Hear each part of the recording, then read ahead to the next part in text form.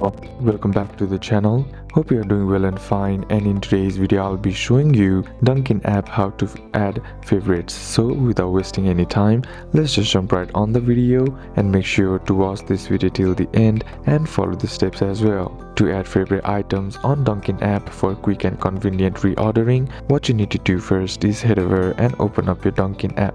Then once you're inside here, what you need to do is select an item from the menu, and then once you are there, choose the items you wish to add to your favorites like this, and then once that's done, if desired, customize each item to your preference by selecting options like size, flavor or add-ons. Then after selecting and customizing your items, proceed to checkout screen.